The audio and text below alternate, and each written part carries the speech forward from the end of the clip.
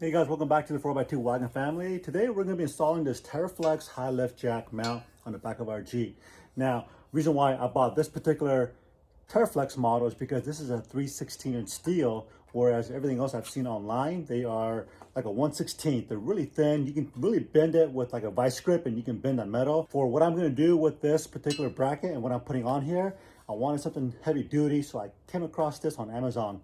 And I'm going to leave all the links down below. So I think you guys are going to love it after it's all put together. So I hope you guys will stay to the end of the video to check out all the accessories I'm going to put on the high lift jack using this specific mount. Okay, so this particular high lift jack mount by Teraflex is designed to be used with their Teraflex HD spare tire mount that goes on the back of the tailgate. Now this is a Smittybilt, and I'm going to show you guys how to mount this on your Smittybilt if you have one of these. It will not work with your factory bracket, so you got to go with one of these high, heavy duty style brackets, okay? And I'll share that more details as we go along here in just a few minutes. The second reason why I bought this, on the top of this mount, it's got two accessory holes right here, and one I'm going to be mounting potentially my antenna, but really I want to mount my whip light. So we're getting headed to Rubicon, and I want to accessorize and make sure I pack all my safety equipment like gasoline and extra cans of water and things like that. But a whip light and a flag or antenna combo, I mean, that's gonna be pretty freaking sweet. Instruction is really good, but I have to read it literally 3 or 4 times in some instances, trying to understand what they're trying to tell you. So I hope that this video is going to just give you more of a visual and a hands-on instructions on mounting this thing. I think they made it just way too difficult writing this thing up on paper. It makes sense after reading it a few times. Again, this video should be helpful for most of you guys.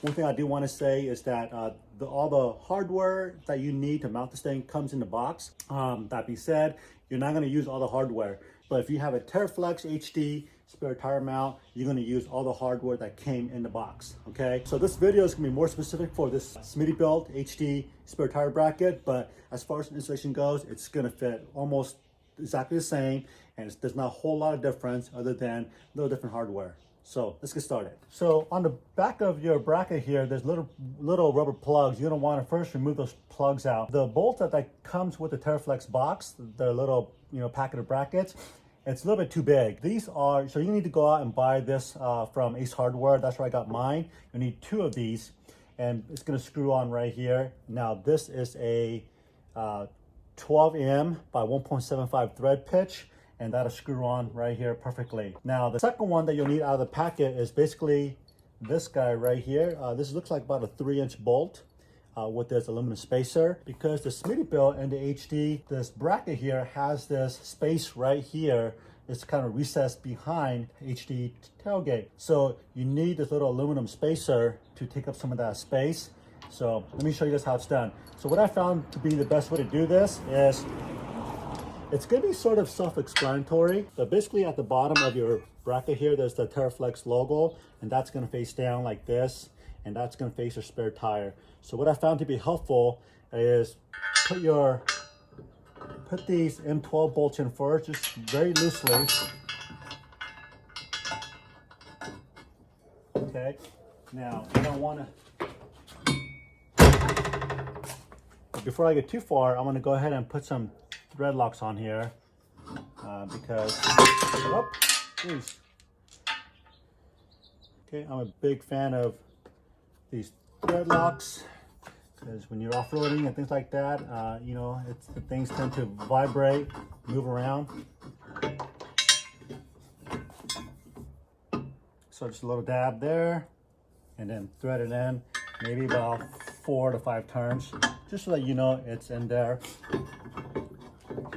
Okay, so the next thing you're going to want to do is grab this bolt that came in the box, the 3-inch bolt, and the spacer. You're going to come back here and you're going to put the spacer behind, put the bolt in. So you can put the bolt in first, and then slide the spacer on over that bolt, and you're going to slide it into this bolt right here. Oh, one thing I didn't mention here is that yes, you will need to take this the inner bolt off, but do not loosen or take this off, because there's a bracket that sits inside of your tailgate. If you loosen this thing up, there's a bracket that's threaded, and if you loosen both of them up, that's what the instruction tells you. one side will get kind of kittywampus. So it's best to keep this one on there nice and tight. There's no reason for you to remove it at this point. But if I do feel like you got to remove it, I'll let you know. But for right now, just remove this bolt. That way the hole back there is nice and straight. Because I tried this earlier, and that bolt is actually, that little plate in the back slid down, and I had to kind of fish it up. It's real pain in the butt. So lesson learned, keep this bolt tight and just take that one out. And then with this, just start it with the fingers. First, let me put some thread locks on here.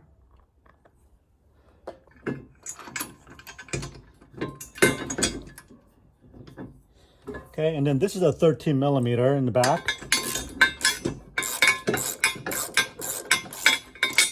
Now, one thing you're gonna realize that when you get the bracket up onto this mount here, you're gonna kind of notice how the bolts don't quite line up. And so that's why it's important to put this on, make sure all the bolts are very loose, so then you can get all 3 bolts on. And that's basically what's gonna hold this whole thing together, is by these 3 bolts. One right here, and then 2 big 2 12M bolts right in the front, okay? Okay, so what I prefer to do is just go ahead and hand tighten this thing as far as you can get it, but not tight.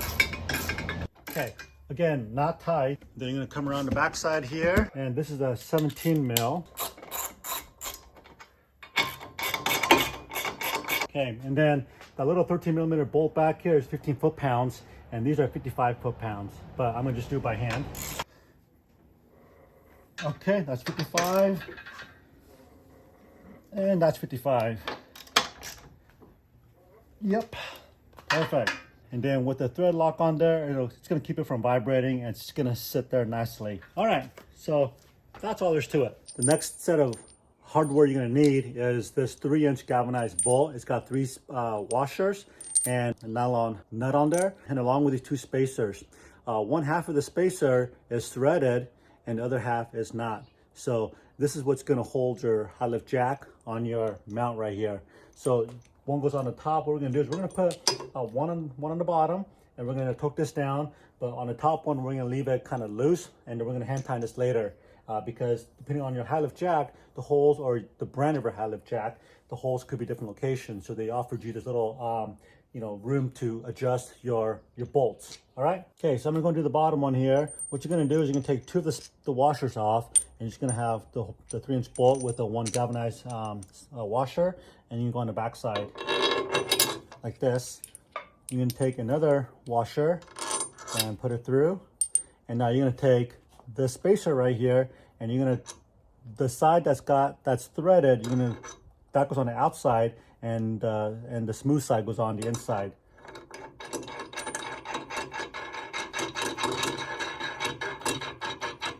And notice on here, on this little round spacer, there's a little groove cut out, and that's so that you can put a crescent wrench on here so you can torque this down.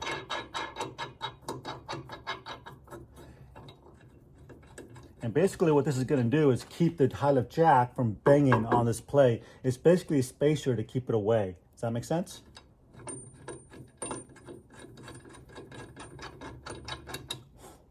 All right, so we're gonna do the top bolt. Put your washer on the back, washer on this side, and then we're gonna thread in the spacer. Okay. I'm gonna go grab my wrenches. We're gonna torque this down to 65 foot-pounds, and we're gonna just do a hand tight on this one. All right, just a quick update. I'm gonna go ahead and torque this one down real quick here to 55 foot-pounds. Yeah, see? Okay. The bolts back here is a 19 mil, and I got a BFC, and we're gonna torque this down to 65 foot-pounds. Here we go. And again, you're gonna put their BFC on here and torque it down the other side here.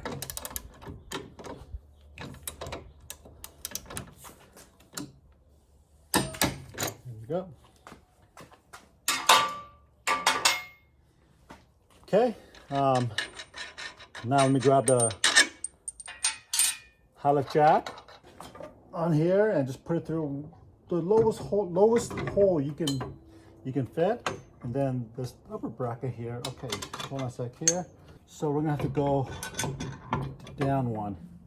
okay? And you just wanna make sure you got a lot of clearance down here at the very bottom. Nothing's kind of rubbing. So let's, all right, there we go.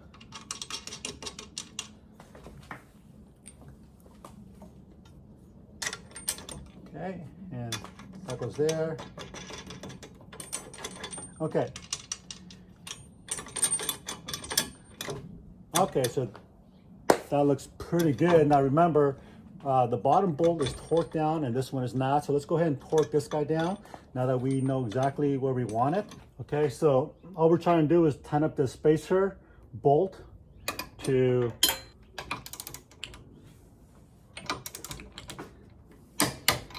okay, so once this is torqued down, these two are torqued down, you should never have to move these again. Okay, now I'm just gonna use my drill to basically crank it in.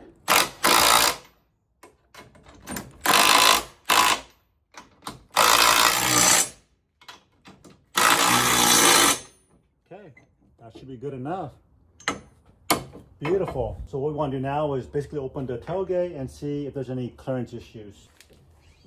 No clearance issue whatsoever. This is open as wide as it'll go. This looks really good, just only because it looks vintage. All right, guys, so that's all there's to it. Hope you guys enjoyed the video.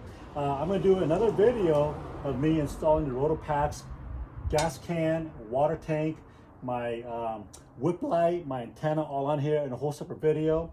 And I'll keep you guys posted on how this all works out when we go to Rubicon here upcoming weekend. So just want to say thank you guys for watching and God bless. We'll see you guys in the next video. Oh yeah, I forgot to put the sticker on here. Let's see how, ooh, that's nice. These are vinyl stickers. Well, I really suck at this. But there you go. There you go, Teraflex. Free advertising. What do you guys think about that? I'll send you a bill.